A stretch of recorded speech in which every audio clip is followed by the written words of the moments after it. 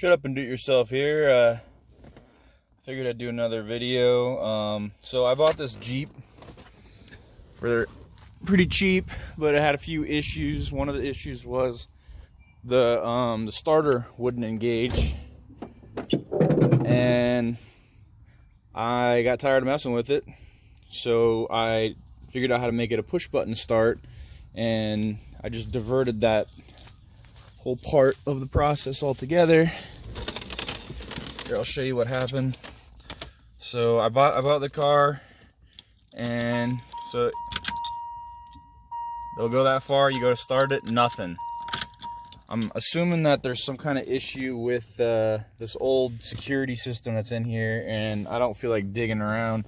So what I decided to do was I just bypassed it, and now, so you just put it all the way forward, and you push this button, and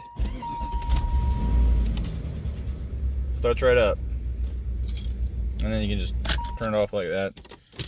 So it's pretty easy. So you got 3 wires, and you got 3 wires on the back of here that you got to hook up. One's a ground, one's a power, and then one needs to go to the starter relay. Let's see if I can get under here to show you.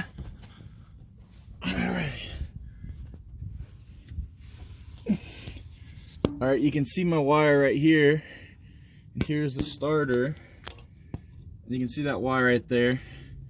So the big wire goes straight to the battery. This little one over here to the side engages the starter, and that's where you want the 3rd wire to go.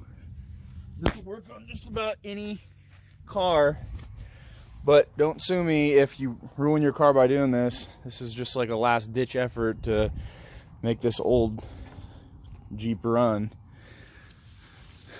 But I'll put a schematic in this video so you can see which goes where. And I'll put a link to this push button start. I think it was like 15 bucks. So the red wire is going to, let's see. Red wire is going to number 1.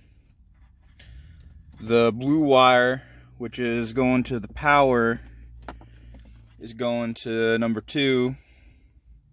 Stupid thing won't focus. And the ground, which is black, is going to number 3. So hook those 3 wires to those 3 areas. You can see I got a ground down there. There's a mess of wires. And you can make any car a push button start. I haven't figured out a place where I'm going to mount this. I might get a piece of metal or something and just stick it right there. But you just got to watch out, because once you do this, no matter what, all the safety procedures have been overridden. So it could be in drive and you could start it. It'll always push the starter over. So you could cause damage if you're not careful. But as long as it's in park, and park or neutral when you do it, it should be fine. But yeah, that's how you can push button start any vehicle.